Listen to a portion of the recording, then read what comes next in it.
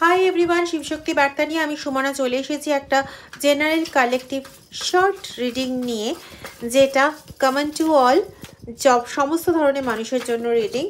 এবং energy claim করার জন্য please comment, like, share and subscribe. যতটা রেজোনেট করবে ততটা নেবে, বাকিটা অন্যদের জন্য ছেড়ে দেবে। এবার চলে আসি ডিরেক্ট রিডিংয়ে। তুমি কোনো কিছু বিষয় নিয়ে না প্রচণ্ড তাড়াহুড়ো করছো। এতটা তাড়াহুড়ো করে কোনো কিছু অ্যাচিভ করা যায় না বন্ধু। যতটা তাড়াহুড়ো করছো, এর আগেও তুমি তাড়াহুড়ো করতে গিয়ে এটা ফেস করেছো যে তাড়াহুড়ো করতে গিয়ে কাজটা হিতে বিপরীত হয়ে গেছে, ভুল হয়ে গেছে, রিজেক্টেড হয়ে গেছে তোমার কাজটা। ঠিক আছে, তো সেখানে তোমাকে যেটা করতে হবে সেটা হচ্ছে নিজের কনফিডেন্সটাকে আরও ভালো করে বিল্ড আপ করতে হবে।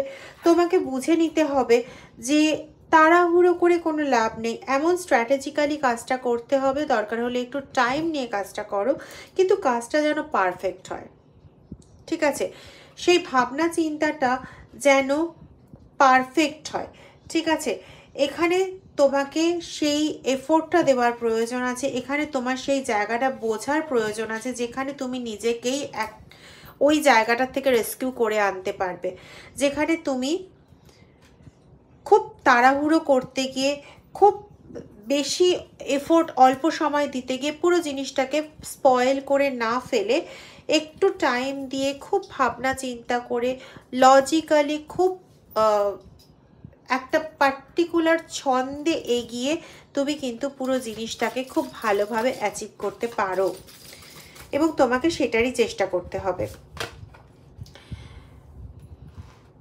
তোমার এই এবিলিটিটা রয়েছে যে তুমি কোনো কিছু রাইট টাইমে রাইট ওয়েতে তুমি অ্যাচিভ করতে পারো। সেখানে তুমি তাড়াহুড়ো করতে গিয়ে, অনেক হেভি কিছু করতে গিয়ে তুমি কি করছো না, বারবার নিজের সঙ্গে না গেম খেলে ফেলছো।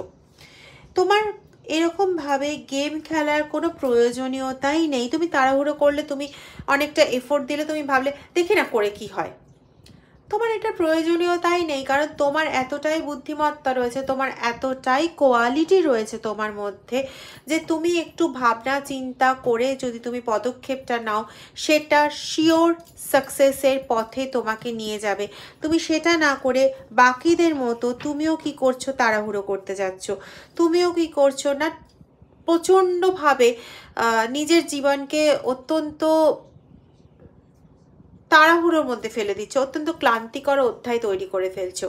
এটা করো না, তাহলেই তুমি তোমার জীবনে কিন্তু সাফল্যটা